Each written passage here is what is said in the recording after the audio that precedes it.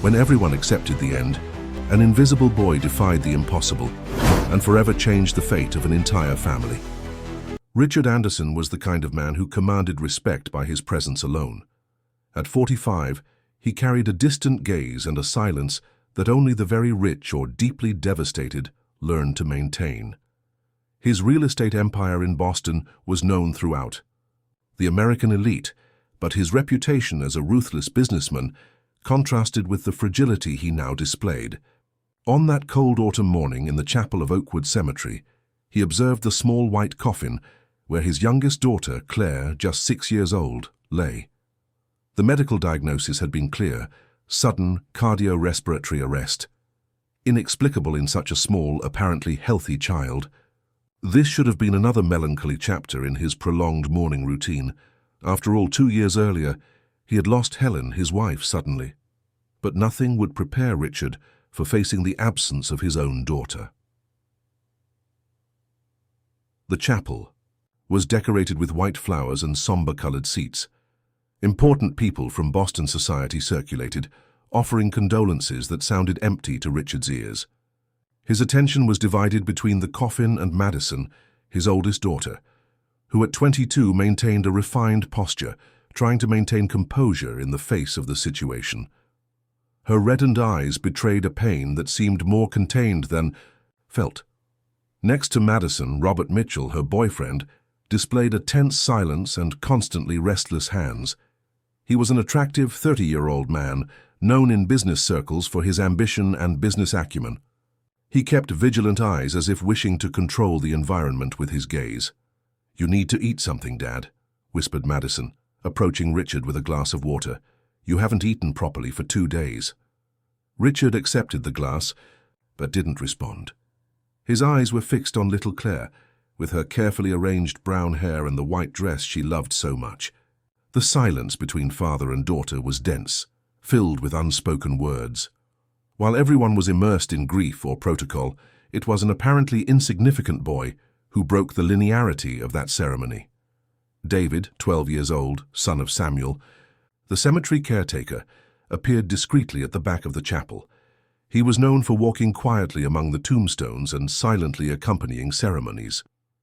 No one found the presence of that boy in simple clothes and gentle manners strange anymore. David seemed to be part of that environment, as if he belonged to the mourning of others. His mother had passed when he was only 4, and since then he had lived with his father in the small accommodation at the back of the cemetery. He had learned to respect others' pain and to move discreetly through spaces of farewell. But something about him that day was different. His attentive black eyes fixed on the small white coffin. With slow steps, he approached Claire's body. His gaze was not one of sadness but of meticulous attention. He seemed to be looking for something that others had failed to see. When he knelt beside the coffin, something invisible broke in the air. David observed the girl's pale face and, in a gesture of curiosity, brought his hand to her face. When he touched her, he felt a slight warmth that made no sense. He observed her lips, noting a subtly rosy coloration. His heart raced. "What is that kid doing?" questioned Robert, bothered by the boy's proximity. Richard, however, didn't respond. There was something in David's expression that captured his attention. The boy took a deep breath as if he needed courage. He touched Claire's face again, and then sought a pulse in the girl's neck, as he had learned by watching his father assist in medical procedures. What he felt was a weak, almost imperceptible, but real heartbeat. He rose with contained momentum, breathing with difficulty. His eyes searched for someone who could hear what he had discovered. Time was crucial, and David knew it. With a kind of courage that only the innocent know, the boy approached Richard, who remained motionless, with eyes sunk in emptiness. He touched his arm lightly. "Sir," he said softly with a trembling voice, "your daughter, she's still alive." Richard's look was first of indignation, then of disbelief. How could this unknown boy say something so cruel, so impossible? Pain gave way to a spark of anger. "Who are you to say that?" he murmured, trying to contain his voice. "My father takes care of this place. I help him. I've seen many people who have passed, sir. Your daughter isn't one of them. She has a pulse, weak, but it's there." The firmness in the childish voice made Richard falter. "What if—" "This is absurd," intervened Madison, pulling her father by the arm. "Dad, don't listen to this boy." The doctors confirmed it. Claire is gone. But something in David's conviction touched a sensitive chord in Richard. 2 losses in such a short time were too cruel. What if there was a chance, even a tiny one? "Show me," asked Richard, ignoring Madison's protests. The two approached the coffin. David, with hands steady for his age, guided Richard's fingers to Claire's neck. For seconds that seemed eternal. Richard felt nothing but his daughter's cold skin. He was about to pull away when a slight pulse touched his fingers. "My God," he whispered, feeling the world spin around him. Richard turned, faced the boy, and with a thread of voice and torn soul, let out a promise born between desperation and faith: "Bring her back and everything I have will be yours." It was there that the course of the story changed. David, without hesitation, returned to the girl's body and, with determined gestures, initiated an improvised resuscitation process. He pressed the small chest, tried to make her breathe. The chapel went into shock. Some people shouted, others tried to restrain him. "Stop that boy," demanded Robert, advancing toward David. But Richard prevented anyone from approaching. "Let him try." In a desperate gesture, David ran to the chapel garden, filled a container with water from the fountain, and returned hurriedly. Without asking permission, he poured part of the water over Claire's face. The silence that followed was like the moment before thunder, and then a slight sound, like a cough, broke the stillness. Claire moved her lips. A weak inhalation followed. By an exhalation, her eyes still closed but color slowly returning to her cheeks. "She's breathing," shouted Richard, taking his daughter in his arms. "Call an ambulance, now!" Chaos settled in the chapel. Doctors present at the ceremony rushed to evaluate the girl, confirming the impossible. Claire showed vital signs, weak but consistent. While the ambulance was called, Richard held his daughter as if he feared she might disappear again. Amid the confusion, only 2 people remained strangely paralyzed: Madison, with eyes widened in disbelief, and Robert, whose face had lost all color. David, meanwhile, observed everything from afar, with a racing heart and a strange feeling in his chest. There was something about that family, something he couldn't define, but that intrigued him deeply. The ambulance arrived in minutes that seemed like hours. Claire was carefully placed on the stretcher, while paramedics worked to stabilize her. "I want to go with her," said Richard, not letting go of his daughter's hand. Before entering the ambulance, his eyes met David's, a look of infinite gratitude, of a debt that could never be repaid with money. The boy nodded, as if understanding what that look meant. "I'll visit you at the hospital," promised David, with a maturity that surprised Richard. As the ambulance drove away, Madison remained motionless in the same place, with Robert whispering something in her ear. The expression on her face was indefinable, a mixture of relief and, strangely, apprehension. If this story interested you, don't forget to subscribe to our channel and hit like. Tell us what city you're watching from. We continue. The corridors of St. Luke's Hospital, one of Boston's most prestigious, became the new center of Richard Anderson's life. For 3 days, since Claire had been rushed from the chapel, he hadn't left. He slept on an uncomfortable sofa, ate what the nurses brought him, and kept his eyes fixed on the monitors recording his daughter's vital signs. Claire had been placed under observation in the pediatric ICU. Her condition was stable, but she remained unconscious, as if in a deep sleep. The doctors were perplexed by the case. How could a child diagnosed with complete cardiorespiratory arrest suddenly start showing vital signs again? "Mr. Anderson?" The voice of Dr. Lucia Parker, head of the medical team, interrupted Richard's thoughts. "I need to talk to you about the test results." Richard rose immediately, trying to read the doctor's expression. In recent days, he had learned to fear that serious tone, that analytical look. "Any news on when she'll wake up?" "Actually, we have important discoveries," The doctor indicated a reserved room. I prefer that we talk in private. In the small office, Dr. Lucia opened a folder with various test results. Her face, normally impassive, showed unusual uneasiness. Mr. Anderson, Claire's toxicology tests revealed something extremely concerning. We found traces of a rare substance in her system. It's a compound that causes a condition called induced catalepsy. Catalepsy? What does that mean exactly? It's a state where vital signs decrease to almost imperceptible levels. The heart beats so slowly and breathing becomes so shallow that, without specific equipment, it can be confused with death. In fact, it's as if the body enters a state of deep hibernation. Richard felt his blood freeze in his veins. Are you telling me? My daughter was poisoned? I wouldn't use that term, but yes, she was. Exposed to a substance that induced this state. The most alarming thing is that this compound is extremely rare and controlled. It's not something you buy in pharmacies. It's produced only for research purposes, in specific laboratories, under strict control. Richard's mind worked frantically, trying to process that information. How did this substance reach her system? Probably ingested. It was in higher concentration in the stomach. A heavy silence fell over the room. Richard remembered the last hours before Claire had been given as gone. She had dinner at home with him, Madison, and Robert. Then she complained of a headache, and Madison took her to the bedroom, saying she would give her medicine. I need to know who had access to this substance, said Richard, with a forced calm that barely disguised his growing anger. Can you trace this? Unfortunately, it's not that simple, but I can tell you that only a few laboratories in the United States have permission to synthesize this compound. One of them, coincidentally, is Mitchell Biomedical Research Laboratory. Richard felt as if he had been punched in the stomach. Mitchell, Robert's last name. It couldn't be a coincidence. I'm going to request a formal investigation, continued the doctor. This was not a natural event. Someone deliberately administered this substance to your daughter.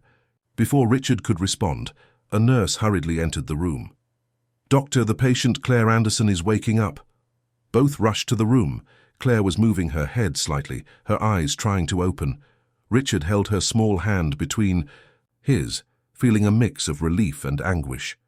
Claire, sweetie, Daddy's here, he whispered.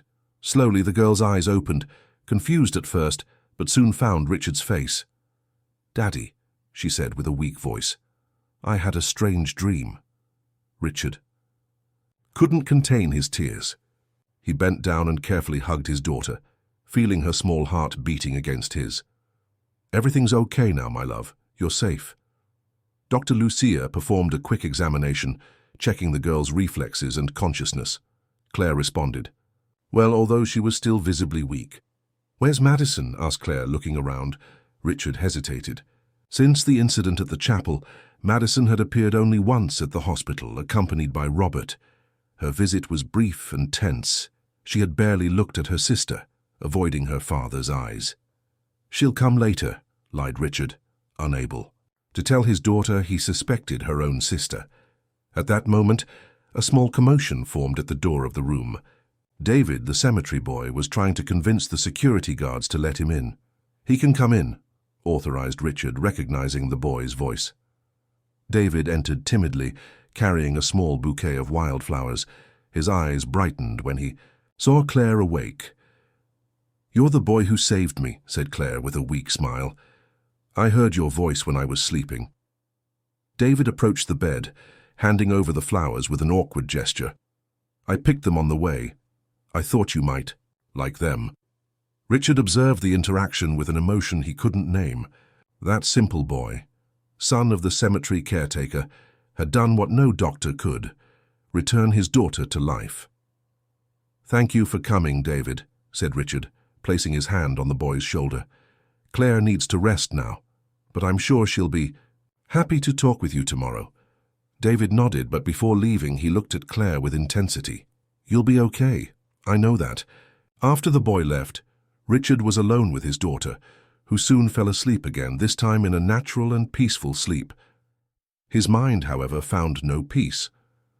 The doctor's words echoed in his head. Mitchell Laboratory. Robert Mitchell. The rare substance, Madison taking Claire to the bedroom that night. He took out his cell phone and called Jack, his personal security chief. "Jack, I need you to investigate something for me with absolute discretion," he said in a low voice, so as not to wake Claire. "I want everything about Mitchell Biomedical Research Laboratory, especially about any controlled substance they produce, and I want you to check Madison and Robert's access to this laboratory in the last few weeks." He hung up the phone, feeling the weight of betrayal beginning to form on his shoulders. He didn't want to believe that his own daughter could be involved in something so dark, but the evidence was starting to accumulate in a disturbing way. Hours later, when night had already fallen over Boston, Madison finally appeared at the hospital. She was alone, which was unusual lately.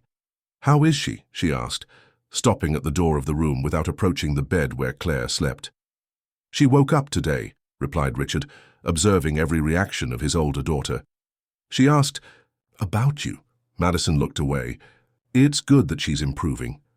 "You don't seem very enthusiastic," said Richard, keeping his voice low but firm. "One would expect more emotion from a sister who almost lost her younger sibling." "I'm tired, Dad. These days have been difficult. For all of us." Richard stood up and approached Madison. For the first time, he looked at his daughter as he would look at a stranger. "The doctor found a substance in Claire's body, a rare substance produced by your boyfriend's family laboratory." Madison's face visibly paled. Her hands began to tremble. That must be a mistake. You gave something to her that night, didn't you, when you said you were going to medicate her for the headache?" "It was just a pain medicine, Dad, a common analgesic." Her voice rose in tone, waking. "Claire?"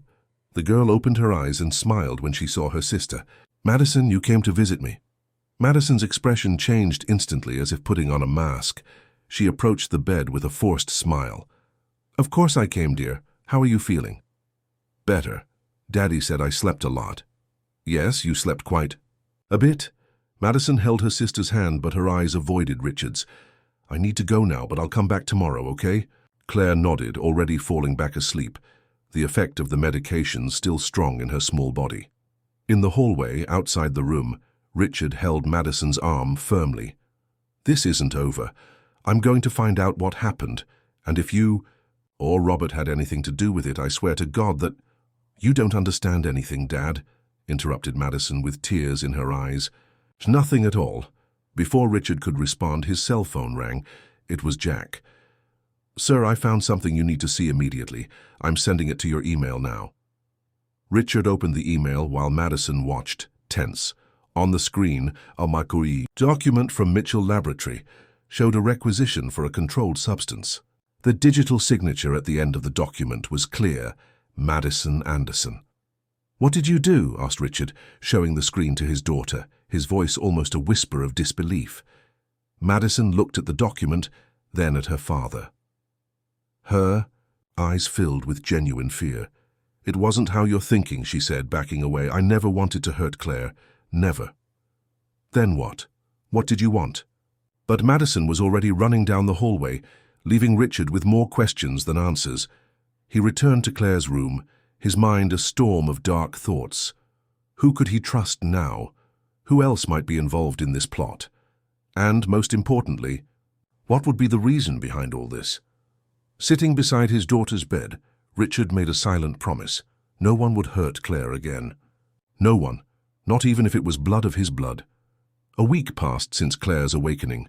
The Anderson mansion in the elegant Beacon Hill neighborhood welcomed back its youngest resident, though the atmosphere was far from the same. Richard had transformed one of the first-floor bedrooms into a small infirmary, with medical equipment and a nurse on duty 24 hours. Claire was gradually regaining her strength, but still needed constant care.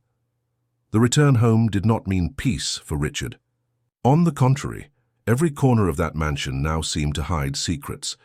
Madison had temporarily moved to Robert's apartment, claiming she needed space. In reality, she was fleeing from her father's increasingly direct questions. On that sunny Saturday morning, while Claire rested under the care of Mrs. Irene, Richard locked himself in his office. On the mahogany desk, he spread all the documents that Jack had obtained in the latest investigations. Laboratory reports, access records, printed emails.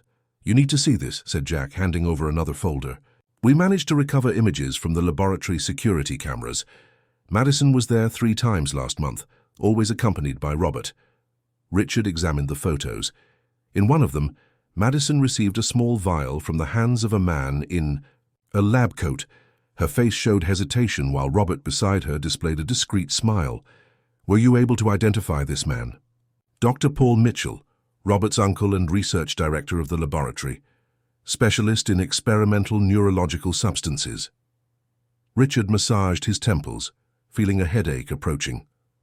The pieces of the puzzle were beginning to fit together, forming an increasingly disturbing image.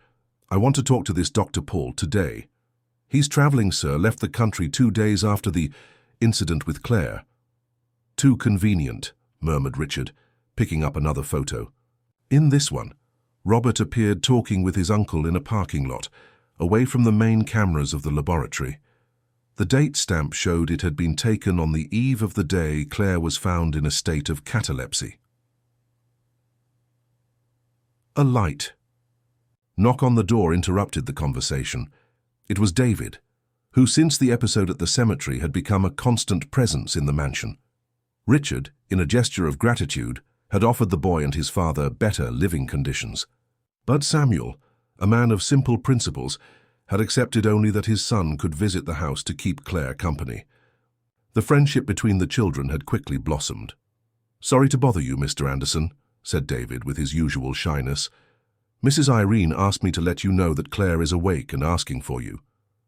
Richard smiled, the first genuine smile of the day. "Tell her I'm coming.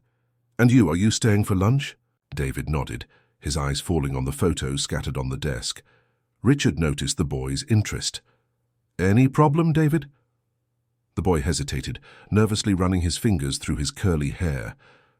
I saw this woman on the day Claire was in the chapel," he finally said, pointing to one of the photos where a middle-aged woman appeared with grey hair and glasses, wearing a lab coat.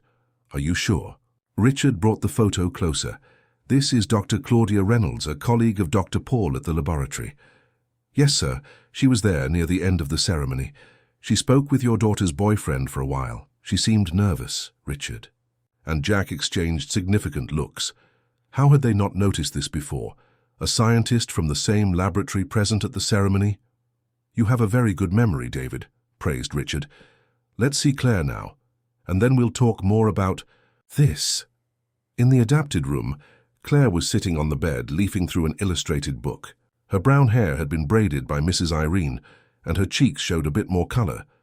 Upon seeing her father and David, her eyes lit up. "Daddy, David, look what Mrs. Irene gave me." She showed the book enthusiastically. "It's about a girl who talks to animals." Richard sat on the edge of the bed, kissing his daughter's forehead. "Are you feeling better today, Princess?" "Yes. I almost don't have headaches anymore. Can I play in the garden with David?" Mrs. Irene, an experienced lady whom Richard had hired on Dr. Lucia's recommendation, intervened gently. "Just a little bit, Claire. You still need to rest. Maybe after lunch, if you eat everything properly." Richard observed his daughter with a mixture of relief and apprehension. Claire seemed to have no clear memory of the events that led her to the hospital.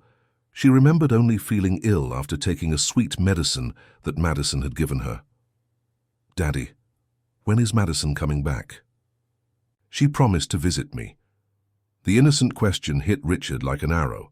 How to explain to a 6-year-old child that her older sister was suspected of having poisoned her? "She's very busy with college, my love, but she'll come see you soon." While Claire and David were animatedly discussing the book, Richard left the room with Mrs. Irene, leaving the door slightly ajar. "How is she really?" he asked in a low voice. "Physically, she's recovering well. The tests show that the substance is being eliminated from her system. But," the nurse hesitated, "but what?" "She's been having nightmares. She wakes up calling for her sister, saying she doesn't want any more medicine that makes you sleep." Richard closed his eyes for a moment, trying to contain the anger growing inside him. When he opened them again, his gaze was one of pure determination. "I need to resolve this once and for all. I'm going to Robert's house today." Before he could elaborate on his plans, the phone rang. It was the mansion's doorman, informing that Madison had arrived and was insisting on seeing Claire. "Let her in," authorized Richard, after a moment of hesitation. "But tell her I want to talk to her first." In the living room, with its Italian leather sofas and contemporary artwork on the walls, Richard waited. When Madison entered, he immediately noticed that something was wrong. His oldest daughter, always so elegant and composed, looked worn out. Deep dark circles marked her face and her hands wouldn't stop trembling. "I need to see Claire," she said without greeting her father.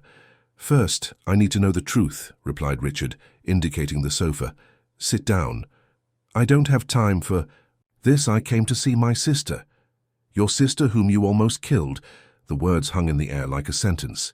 Madison stepped back as if she had been physically hit. "I never wanted to hurt her," she whispered finally. "I never wanted her to... For her to what, Madison? To enter a state of deep catalepsy? To be given up as gone? Do you have any idea what you did?" Tears began to stream down the young woman's face. "You don't understand, Dad. It wasn't my idea. Robert said it would just be a sedative, something for Claire to sleep. Deeply during the routine examination at the hospital, he said that's how the doctors would find what was wrong with her." "What routine examination? Claire was perfectly healthy." "She wasn't!" Madison raised her voice, then lowered it, remembering that Claire might hear. "She'd been having frequent headaches. Robert said it could be something neurological, something the doctors weren't noticing. He convinced me it was for her own good." Richard tried to process that information. Claire had complained of occasional headaches, true, but nothing. That seemed serious. "And you believed that? Believed that giving an experimental substance to your 6-year-old sister would be for her own good?" Madison hid her face in her hands, sobbing. "I was confused. Since Mom was gone, everything changed. You changed, became distant, obsessed with work. Claire was the only one who still got your attention. So that was it. Jealousy. You almost killed your sister out of jealousy." "No." Madison raised her face, now marked by tears. "Robert said it was temporary, that she would just sleep for a few hours. When I saw she wasn't waking up, I panicked. He said it was normal, that the effect could last longer in children, but that she would wake up, and then the doctors declared her lifeless." Madison nodded, unable to pronounce the words. "I swear I didn't know what I was doing." "I believed him. Believed it would really help Claire." Richard observed his daughter trying to find signs of lying in her words. But what he saw was a young woman manipulated, used as a piece in a larger game. "Where is Robert now?" "I don't know. Since Claire woke up in the hospital, he's been acting strange. He left early today, said he had matters to resolve. I think he's going to meet his uncle." Richard picked up the phone, dialing quickly. "Jack, Robert is preparing to flee. He's going to meet his uncle. I want you to follow him, but without intervening yet. We need to find out what they're planning." He hung up and turned to Madison, who now looked like a frightened child. "You're going to tell me everything. Every detail of what Robert said. His every move in the last few weeks. And then we're going to the police." "Police?" The terror in Madison's eyes was evident. "Dad, I don't want to go to prison." You should have thought of that before giving that substance to your sister." Richard's voice was hard, but then softened. "But if you help me understand what really happened, what Robert really intended, maybe we can find a way." At that moment, David appeared at the door of the living room. His eyes went from Richard to Madison, understanding that he had interrupted something important. "Sorry, Mr. Anderson. Claire is asking for her sister." Madison stood up, wiping away her tears. "Can I see her now?" Richard hesitated but nodded. "Don't upset her. She's fragile, and afterwards we'll continue our conversation." As Madison followed David to Claire's room, Richard remained in the living room, feeling the weight of the world on his shoulders. The puzzle was beginning to form an image, but crucial pieces were still missing. What did Robert really intend? Why use Madison to target Claire? And mainly, how deeply was the older daughter really involved? He picked up one of the photos of Robert with his uncle again, studying it with renewed attention. There was something more to this story, something beyond what the eyes could see, and Richard was determined to discover it, whatever the cost. Night was falling over Boston when Richard finally managed a moment of privacy. Claire had fallen asleep after a quiet afternoon with David, and surprisingly with Madison. The older sister had shown herself attentive and kind, as if trying to compensate for the harm she had caused. Richard had observed the interaction from a distance, divided between distrust and the desire to believe that his daughter had merely been a piece manipulated by Robert. After ensuring that Mrs. Irene would be alert throughout the night, Richard locked himself again in his office. Determined to find answers, he began to search through Helen's belongings, his deceased wife carefully stored in a cabinet in the corner of the room. Helen had departed suddenly 2 years earlier, victim of a cerebral aneurysm, according to the doctors. At the time, Richard was so devastated that he didn't question the diagnosis, nor paid much attention to the details. Now, with the growing suspicion that Robert and his uncle were involved in something much bigger, he began to question everything. Among boxes with photographs, documents, and personal objects, Richard found Helen's diary. A small book with a red cover with a lock, which he had never had the courage to open. He felt like an invader of his wife's privacy, but the circumstances now were exceptional. He gently forced the lock and began to leaf through the pages, looking for clues. Most of the entries were about daily life, reflections about the daughters, plans for the future. But upon reaching the last few weeks before her departure, the tone changed drastically. "Something is wrong with Madison," said an entry dated 3 weeks before the tragedy. "Since she started dating Robert, she's completely changed. She's distant, irritable, almost hostile to me. Today, when I questioned her disinterest in college, she responded so coldly that I didn't recognize my own daughter." Richard continued reading, feeling a tightness in his chest with each revelation. "Robert came to dinner today. There's something in his eyes that deeply bothers me. When I mentioned that I was thinking of taking the girls to spend a year in Europe, he seemed genuinely disturbed. Then he talked with Madison in private for a long time. When they returned, she announced that she wouldn't go to Europe, that she would stay in the United States to finish college. Richard doesn't notice, but we're losing our daughter." The following pages detailed Helen's growing concern with Robert's influence over Madison and some strange events in the house. "I found an empty vial in Madison's room today, with the label partially torn off. I could only read Mitchell Laboratory. When I asked her about it, she became furious, said it was just a vitamin supplement that Robert had recommended, but her reaction was disproportionate." The most disturbing entry, however, came from just 2 days before Helen had been found unconscious in her room. "I confronted Robert today when he came to pick up Madison. I told him that I didn't approve of the way he was distancing my daughter from the family, and that I had discovered that his uncle was involved in ethically questionable research. He was livid. Madison accused me of trying to control her life. But the worst was what I overheard when they were leaving. 'Your mother is becoming a problem. We need to act soon.' His tone chilled my soul. I'm going to talk to Richard tomorrow, show him the evidence I found about the laboratory. Something very wrong is happening." Richard closed the diary, feeling dazed. Helen never got to talk to him. The morning after this entry, she was found unconscious and hours later was declared gone in the hospital. "My God," murmured Richard, the revelation hitting him like lightning. They did this to Helen too. A noise at the door interrupted his thoughts. It was Jack, who entered hurriedly. "Mr. Anderson, I have news. We followed Robert as you ordered. He met with his uncle in an industrial warehouse in the Eastern Zone. It looks like a clandestine laboratory." Richard stood up, the diary still in his hands. "What are they doing there?" We couldn't get close. Enough without being noticed, but we took some photos. Jack handed over an envelope. It seems they're preparing to leave the country. There were suitcases, passports on a table. Opening the envelope, Richard examined the photos.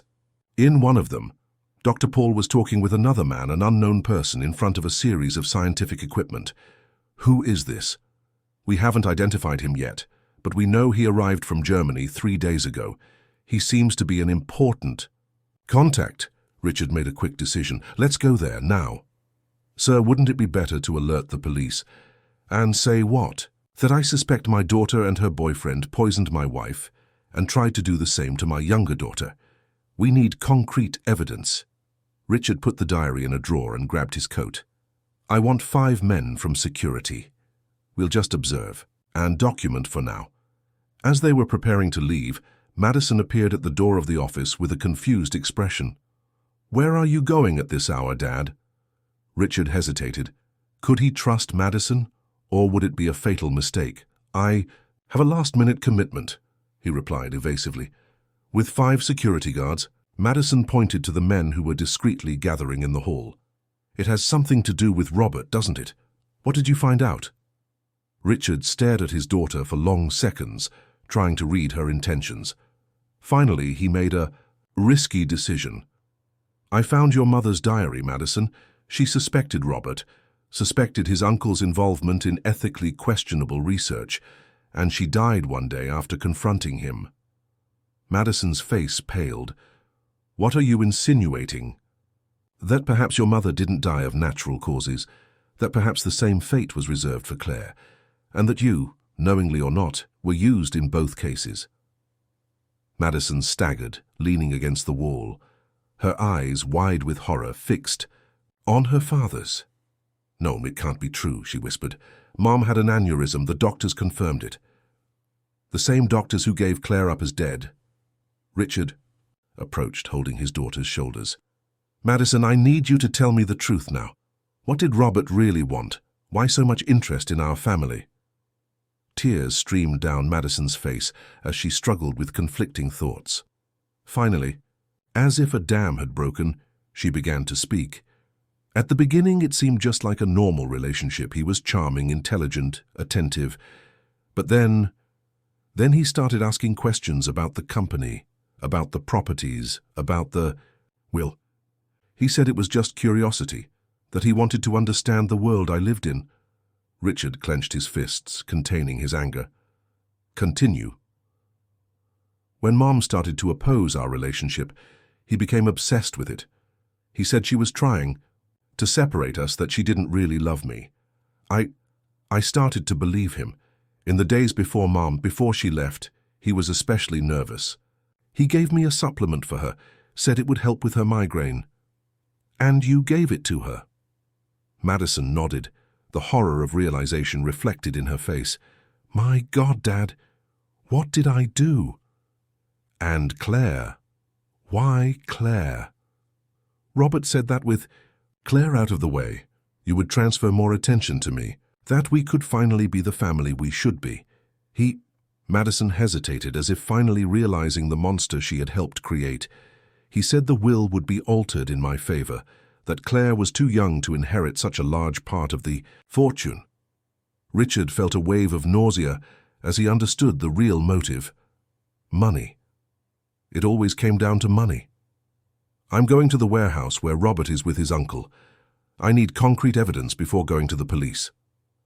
I'll go with you, declared Madison, drying her tears with determination. I need to see with my own eyes. I need to confront him. It's too dangerous. I was an accomplice in this whole madness, Dad. Without knowing, but I was. I need to fix this somehow.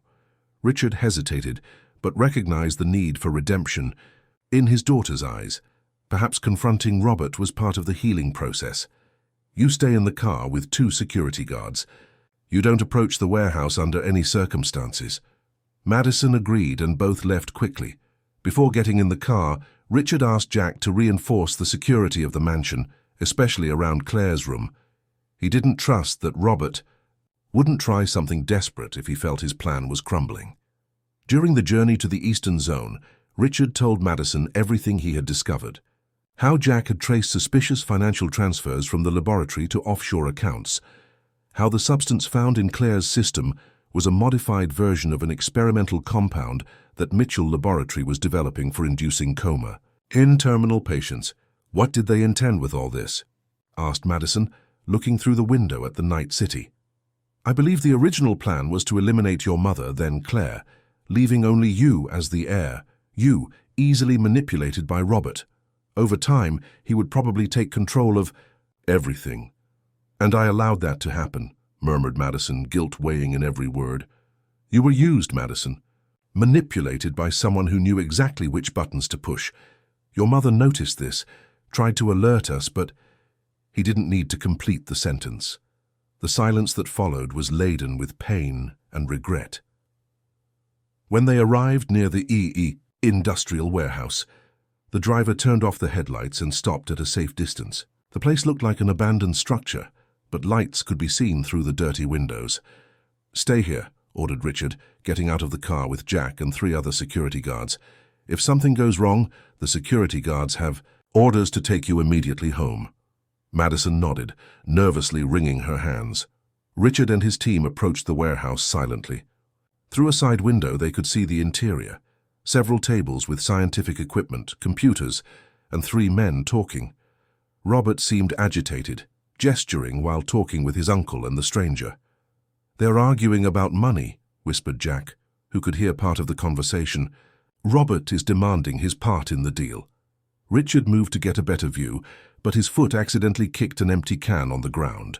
The noise, though small, was enough to alert the men inside the warehouse. Someone's out there, said Dr. Paul, moving quickly to turn off the lights. Robert drew a gun, pointing it at the window.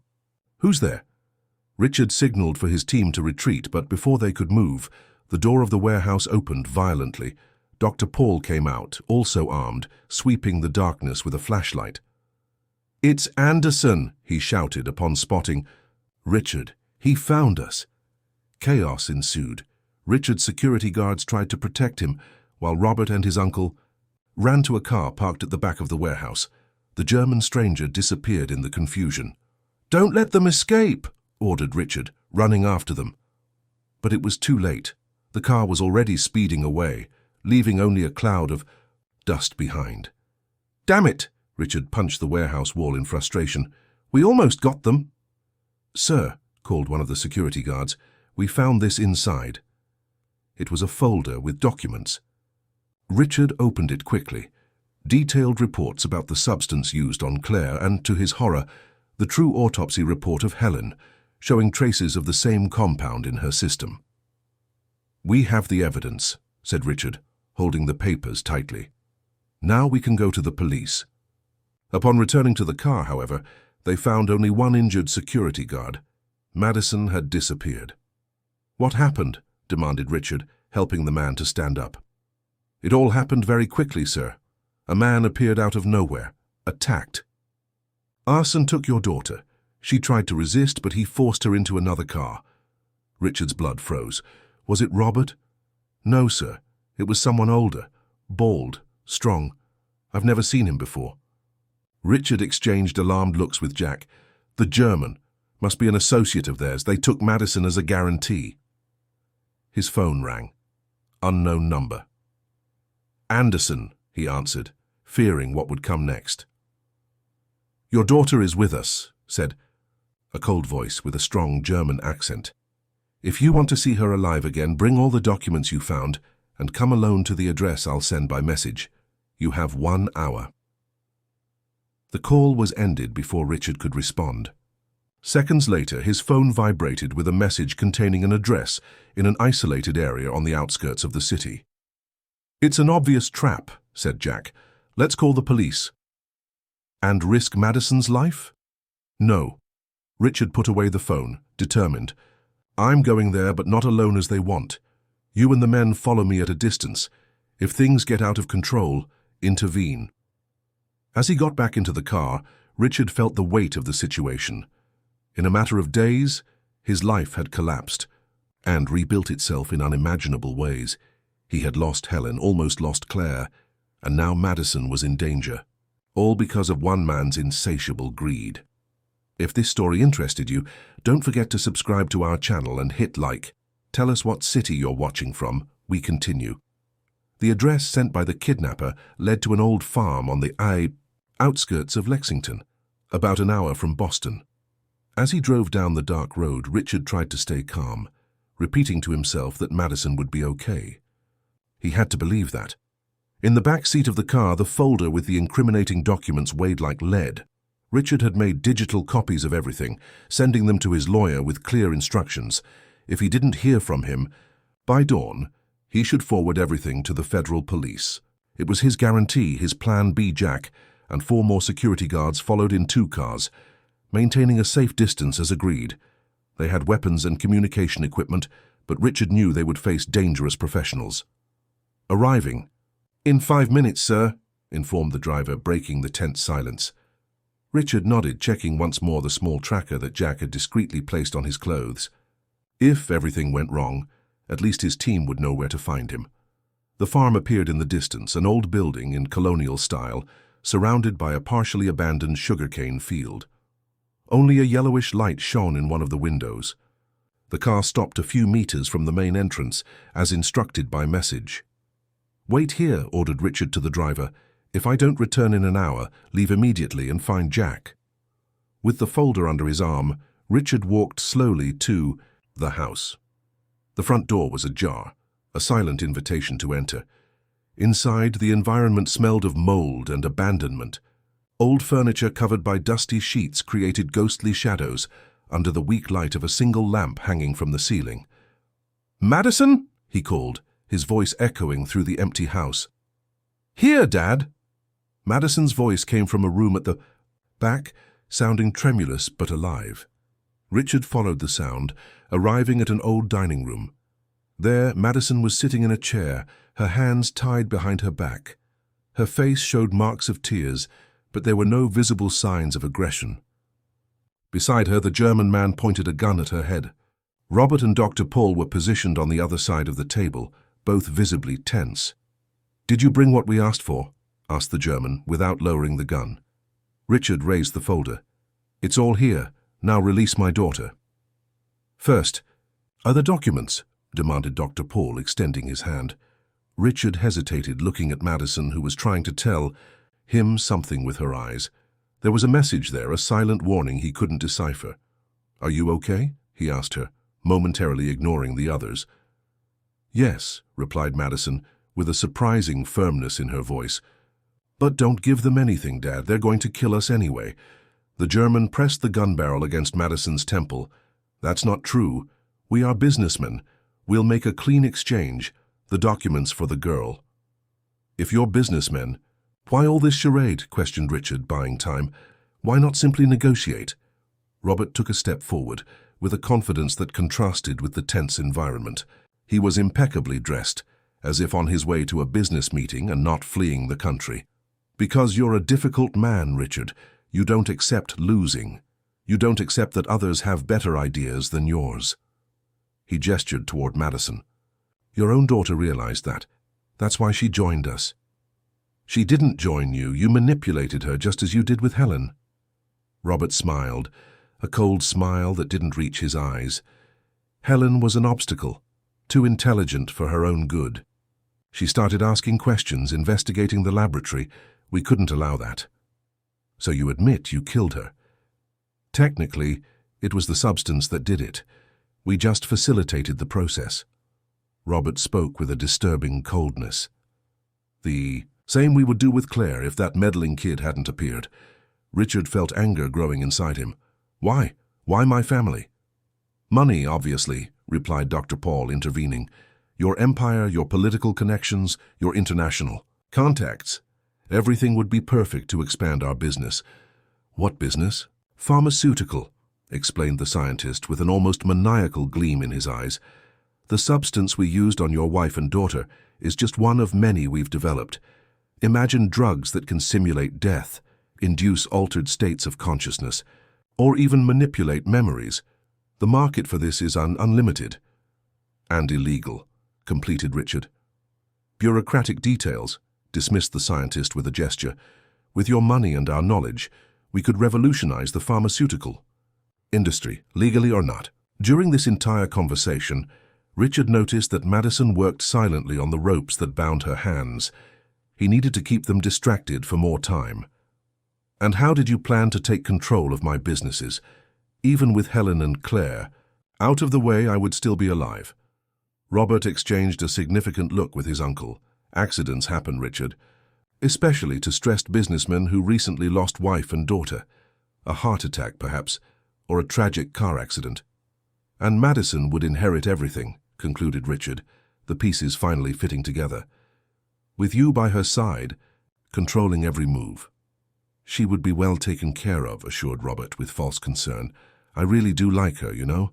It's a shame she started asking too many questions like her mother. Madison, who until then had maintained her silence, exploded. You're a monster. You used me to hurt my own family, made me believe you loved me.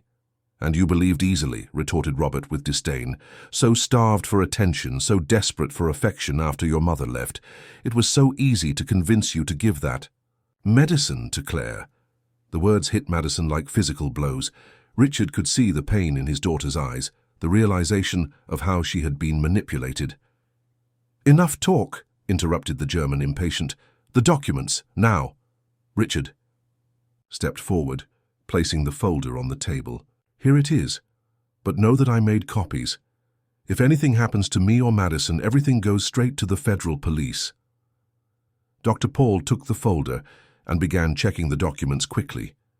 His face paled upon confirming they were indeed the incriminating evidence. It's all here, he said to the German. We can go now. What about them? Questioned the foreigner, still pointing the gun at Madison.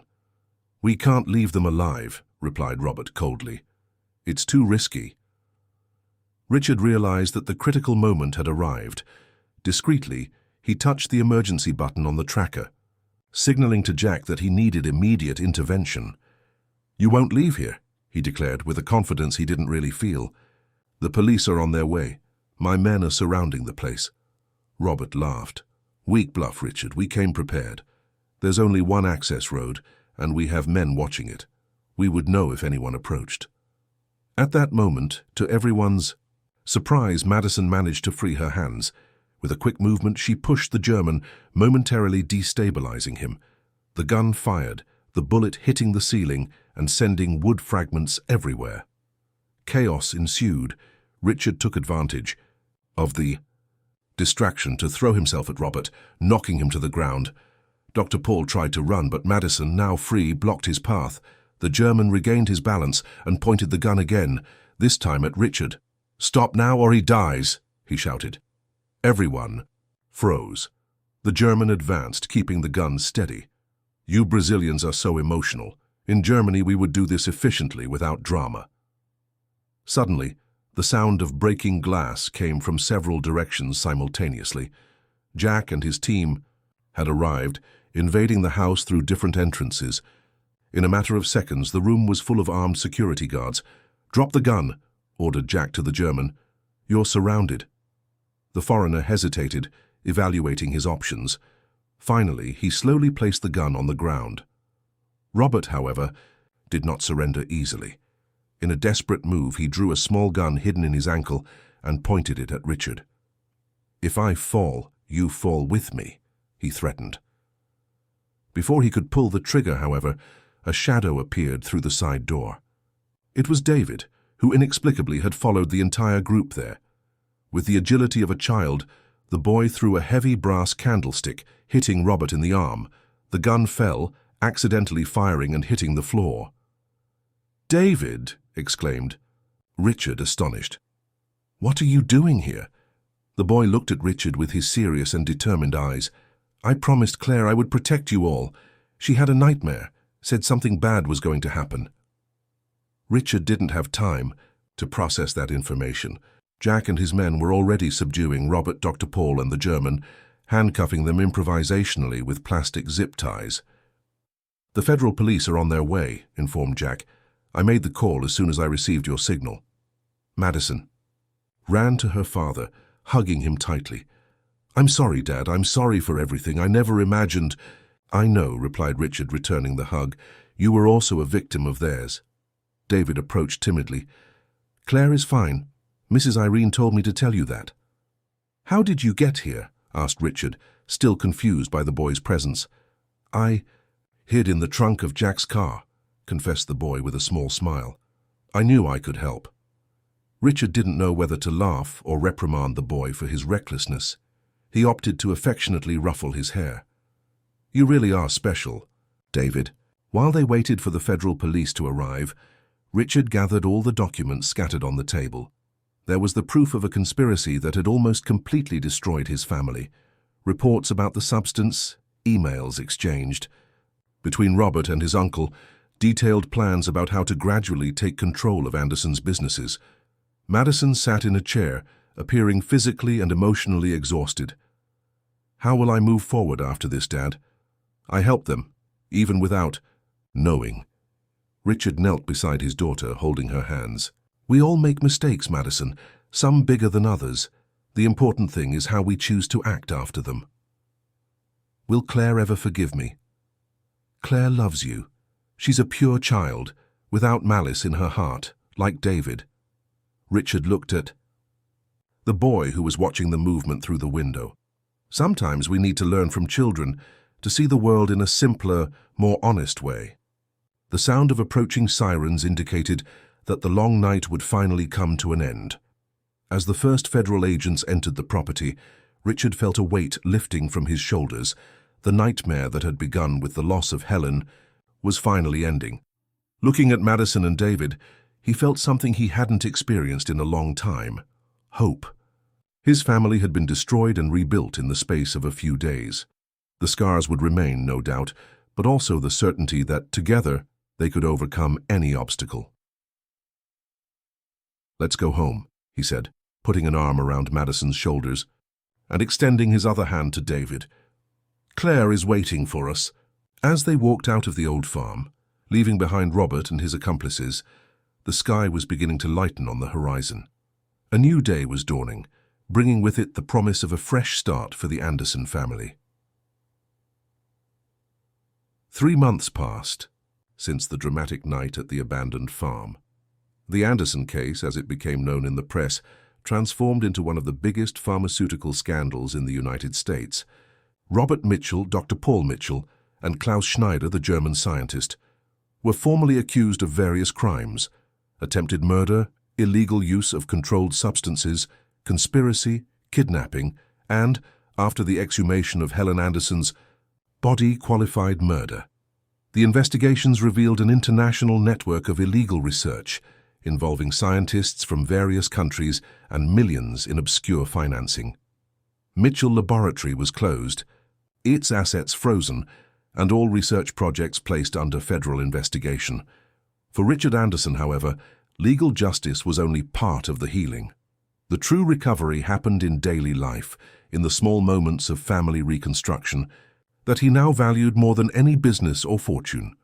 On that spring afternoon, the garden of the Anderson mansion displayed a special colorfulness. Flowers of all colors had been planted, forming winding paths through the impeccable lawn. The center, a new crystal-clear water fountain, created a serene atmosphere. It was Claire's favorite place, who now ran happily, completely recovered, chasing David in a lively game of tag. Richard observed the scene from the porch, a tranquil smile on the face that once only displayed tension and coldness. Beside him, Madison leafed through a book, occasionally raising her eyes to follow the children's play. "She's so happy," commented Madison, closing the book, as if nothing had happened.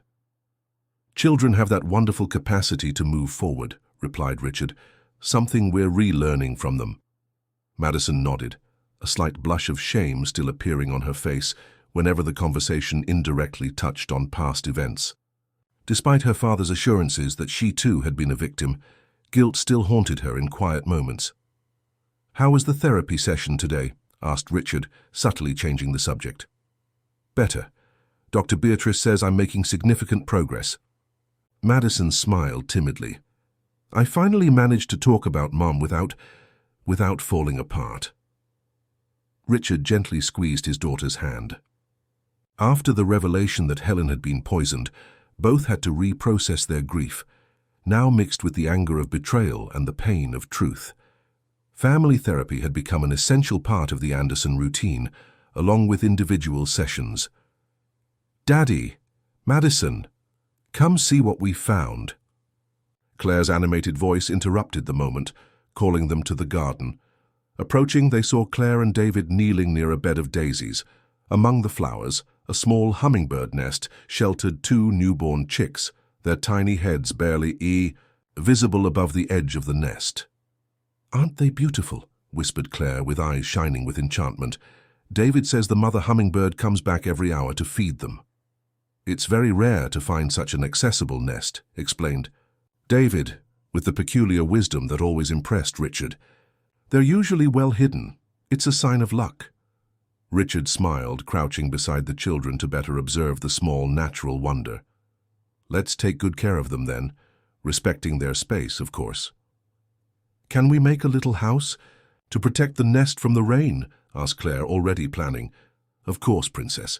David can help us design something that won't scare their mother." Madison observed the scene with a mixture of emotions. Seeing her father, once so rigid and distant, now entirely present and affectionate, was a transformation that still surprised her daily. "I'll get my notebook so we can draw the project," offered David, rising with enthusiasm. Since the dramatic events, the boy had become an integral part of the Anderson family. Richard had offered Samuel, David's father, the position of property manager, with the right to live in the guest house of the mansion. The man, initially hesitant, ended up accepting, realizing how important the friendship with Claire was for his son. David now attended the same private school as Claire, with all expenses paid by Richard.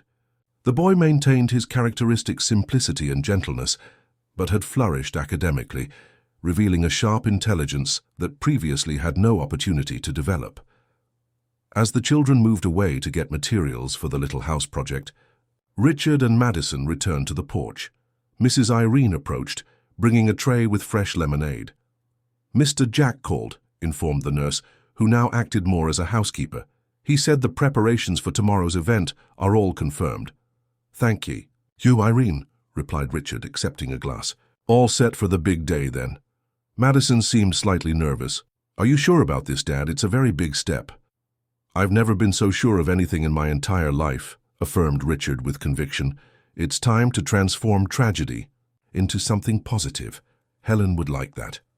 The big day they referred to was the inauguration of the Helen Anderson Institute, a foundation created by Richard to finance ethical research in neurological treatments and support children with rare diseases. The institute would occupy a building in the Anderson business complex, with laboratories and clinics equipped with cutting-edge technology. "Her legacy will be of life and healing, not of sadness," continued Richard. "And yours too, Madison." The young woman looked at her father, surprised. "Mine?" "Yes, I spoke with the administrative board this morning. You'll be the director of social projects for the institute. Your training in psychology will be perfect for the position." Madison's eyes filled with tears. After the traumatic events, she had resumed her studies with renewed dedication, determined to use her privileges for something meaningful. "Thank you for the trust, Dad. I won't disappoint you." "I know you won't," Richard smiled. "Now we have a purpose greater than just accumulating wealth. We have a mission." The rest of the afternoon passed in tranquil harmony. David and Claire built a small cover for the hummingbird nest, carefully, designed not to interfere with the motherbird's visits. Richard helped with the tools, while Madison photographed the process, planning an album of happy memories for the family. At night, after dinner, everyone gathered in the living room to watch a movie chosen by Claire. The little one, nestled between her father and sister on the large sofa, fell asleep before the end, exhausted after a day of adventures in the garden. "I think someone needs to go to bed," commented Richard, caressing his youngest daughter's hair. "I'll take her," offered Madison, carrying Claire gently. Richard was left alone with David, who seemed absorbed in thoughts. "What are you thinking about, young man?" he asked, curious. David hesitated, as he always did before sharing something important. I was remembering that day in the chapel. Sometimes I still dream about it. I do too, confessed Richard. But in my dream, you're not there and... He left the sentence unfinished, unable to express the horror of that possibility. In my dream, I'm always looking for something, continued David. As if I knew there was something important to find, but I don't know exactly what. Then I see Claire, and I know it's her I'm looking for. Richard studied the boy's face, still impressed with his perception and sensitivity. Do you believe in destiny, David? I don't know, he replied honestly. My father says that each one makes their own path, but he also says that sometimes life puts special people in our path when we need them most. Your father is a wise man. Richard smiled. And you are one of those special people who appeared when we needed you most. David blushed slightly at the compliment. You've helped me a lot too, Mr. Anderson. Before I only had my father. Now I have He stopped, unsure. A family, completed Richard gently. You're part of our family now, David. Never forget that. The next morning, the Anderson mansion was buzzing with activity. The big inauguration event of the Helen Anderson Institute would gather authorities, scientists, journalists, and members of Boston high society. It was a milestone not only for the company, but for the family. Richard, impeccably dressed in a navy blue suit, waited in the hall while Madison finished getting Claire ready. David and his father, Samuel, were already ready, both in new suits that Richard had insisted on giving them. I never thought I would wear something like this, commented Samuel, uncomfortably adjusting the collar.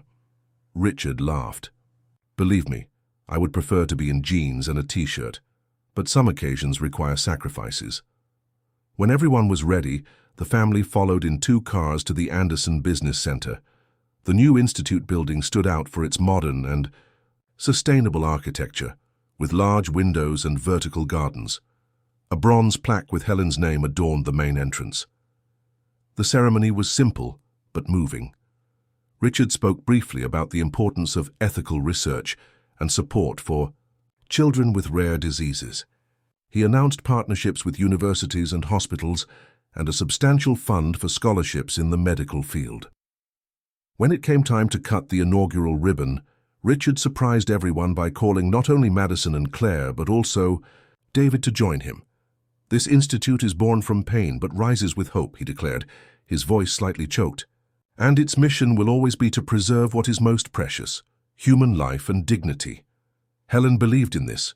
Claire taught us the value of this, and David showed us that miracles happen when we don't give up looking for signs of life, even in the darkest moments.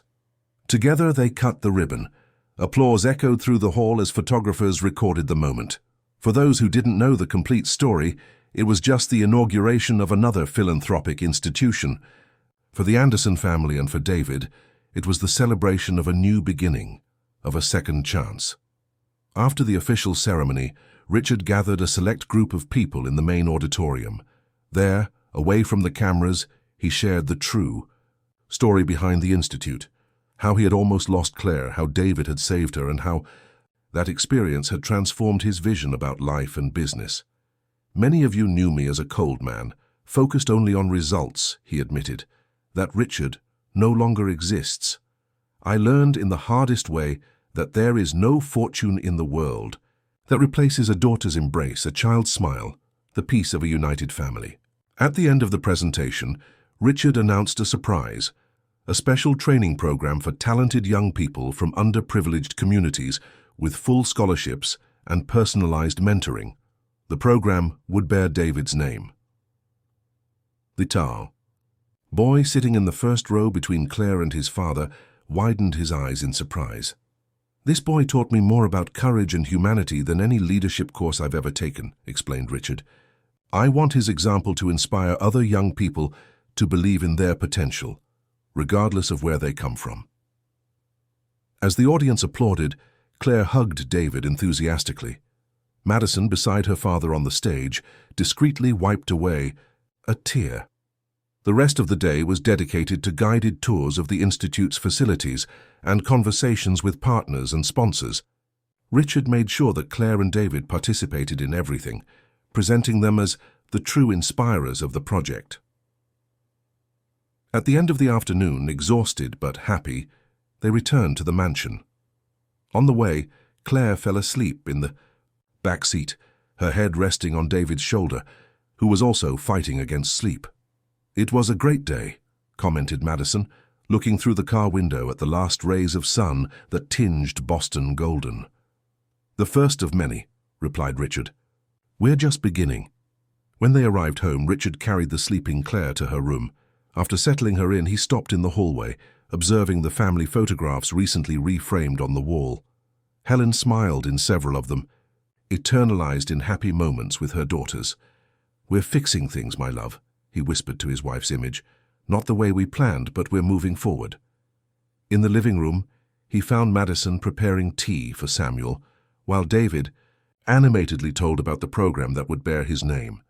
"Do you really think I can help other boys like me?" asked David when Richard joined them. "I have absolute certainty," affirmed Richard, accepting a cup of tea. "You've already helped this family more than you can imagine." Samuel observed his son with evident pride. He always had this gift. He sees things that others don't see. "Like life where others see only absence," complimented Richard, remembering that crucial moment in the chapel. The conversation continued calmly, revolving around plans for the future institute projects and Claire and David's school activities. It was a common domestic scene, the type that Richard would have previously considered banal and uninteresting. Now he recognized it as precious. Later, when everyone had already retired, Richard remained on the porch contemplating the garden, illuminated by small lights strategically positioned. The hummingbird nest was protected under the small structure. Built by the children, the mother bird probably nestled with the chicks. In that moment of quietude, Richard felt a peace he hadn't experienced in years. The pain of losing Helen would always be there, as would the horror of what had almost happened to Claire.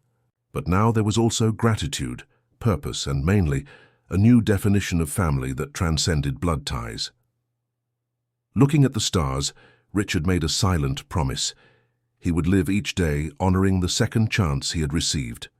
No longer as the ruthless businessman obsessed with results, but as a man who had finally understood the true value of life. And all this thanks to a boy who dared to see beyond appearances, who believed when everyone had given up. Thanks to David, the